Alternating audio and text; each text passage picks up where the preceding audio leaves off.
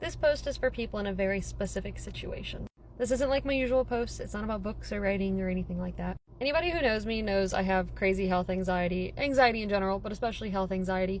I'm that person who I have one little lump or bump or something and I'm Googling it and panicking. So this video is for people like me. Very specifically, if somebody has noticed a lump behind their ear and they're Googling it and researching it and wishing that they could find some answers. I am not pretending to be a doctor. I am not saying that I can diagnose this. Essentially, I had what's called a pleomorphic adenoma. It is a benign tumor of the parotid gland. That's one of your salivary glands. So I recently had that removed. But back when I was going through all the testing, which I'll get into that in a second, when I was going through all the testing for this, trying to figure out what the heck this bump was, it was just a lump behind my ear. I thought it was a lymph node or something. But when I was going through all the testing, I was understandably very nervous, but amplified by health anxiety. Lots of Googling and trying so hard to find somebody out there who had a similar situation, figure out what it could be, and then as we were narrowing down what it could be, I wanted to know like what to expect from some of the different tests. I wanted to know what to expect from the surgery itself. Like I just wanted to not feel so alone and to know, everybody's case is going to be different, but I at least wanted a little idea of what to expect, because the only stuff I was finding from people was not necessarily worst case scenario, but not great scenarios. And so I wanted to be able to post, if everything went well, I wanted to be able to post to show that it can go okay, and to reassure somebody who inevitably will one day come across this, looking for that reassurance that I was looking for. It all started about last summer. This is not technically relevant, but I thought it was at the time. I got bit by a tick last summer. And then around the same time, I had noticed a little lump behind my ear, and I was like, maybe it's a lymph node, maybe it's because the tick bite that it's like kind of swollen. Went to the doctor, got treated for the tick bite, don't have Lyme disease or anything like that. But like she said, let's keep an eye on it.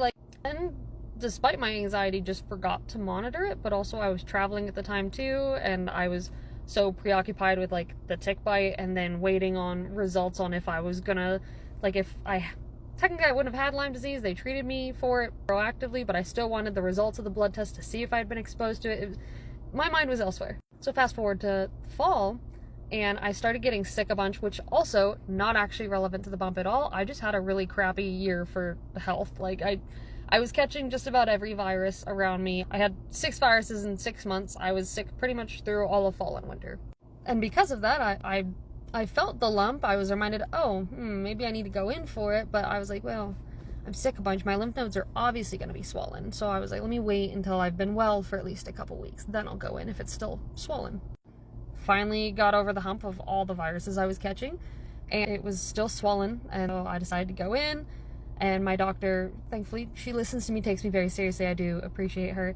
She was like, okay, we'll play it safe. It's probably, nothing to worry about, but we'll go ahead and do an ultrasound and see if we can figure anything out. And at the time, again, I was thinking either lymph node or potentially like a cyst or something. Did an ultrasound, got the results back. They're like, we think it's a lymph node. We're not really sure. There was some stuff on there that I guess it made it hard for them to tell what it was. And they referred me to an ENT who then felt around on it. He's like, it feels like it might be in your parotid gland. Let's do a CT scan with contrast. For extra context, I don't do well with needles. Yes, I have 2 tattoos. The CT scan lady, she was clearly judging me for panicking about getting the IV that you need for the contrast for the CT scan. Because she's like, well, do you have 2 tattoos if you're afraid of needles? I'm like, because they faced my fears, and I was still scared of the tattoo too. But as soon as my tattoo artist started, I realized it's not the same as an IV or a blood test or anything like that. It's a lot easier. But anyways, had the CT scan. That was traumatic because they missed the vein multiple times, and I went into a full-blown panic attack. So that's a whole other story. CT scan itself, I don't even remember exactly. I've had so many tests done lately. I don't remember exactly what that one said, but pretty much they're like, we're not really sure. Next step is an MRI with contrast. So I was like, great, more needles.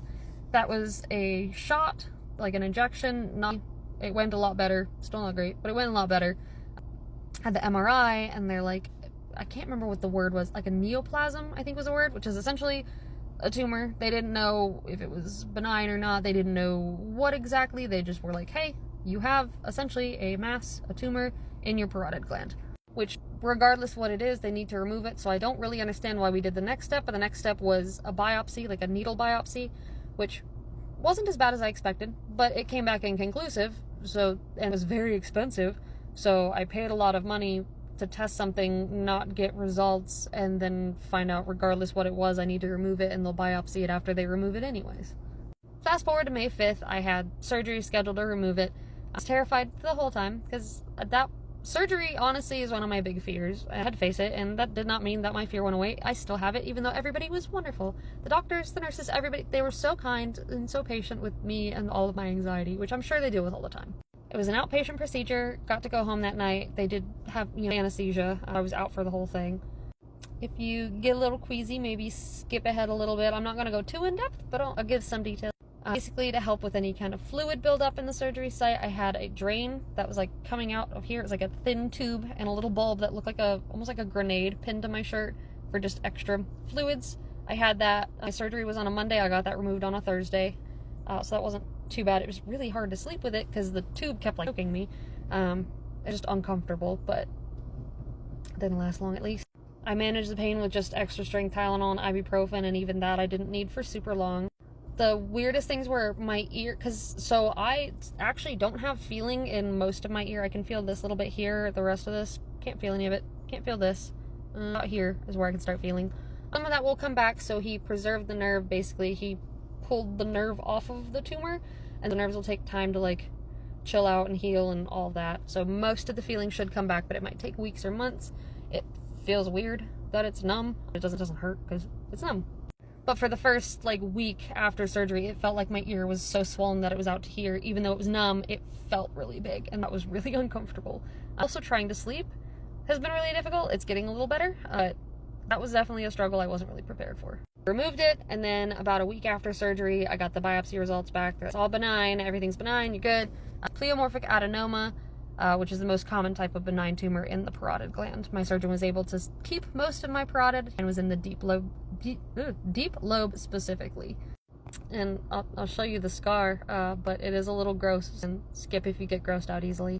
It is still healing, so it'll flatten out. It'll just take some time. It does kind of go around my ear and down my neck a bit. Surgery was about 2 weeks ago. I'm all clear I can exercise again, lift things again. I don't really have any restrictions. It's just a matter now of waiting for some of the numbness to go away. So honestly, best case scenario with everything, there's a chance with this kind that it can come back, but he said it's like a 3 to 5% chance, so hopefully it doesn't. But again, really best case scenario, and I hope if there's somebody out there who's in any stage of this process, whether they know they have some kind of tumor in their parotid or they just have a lump and they're not sure a possibility of what it could be, this is at least my personal experience and my story, and I hope that it helps somebody feel less alone and less scared. Because when I was looking stuff up, the few people I could find, they were talking about having a tumor in their parotid, whether it was benign or not, and when they had it removed, depending on the location, you can end up with permanent damage to the facial nerve. So some people couldn't blink their eye anymore, couldn't move their eyebrow, couldn't smile. My face thankfully is normal, even though they said with the location of mine it could be a little finickier and cause problems, especially with mouth drooping, but no problems. It's all very big and very scary, so if you are in the same boat that I was in not that long ago, know that it can turn out totally fine. If you have questions, I will do my best to answer. Again, I cannot diagnose things, so don't ask diagnostic questions like that, but about my experiences, I will do my best to answer any questions too, if that helps anybody.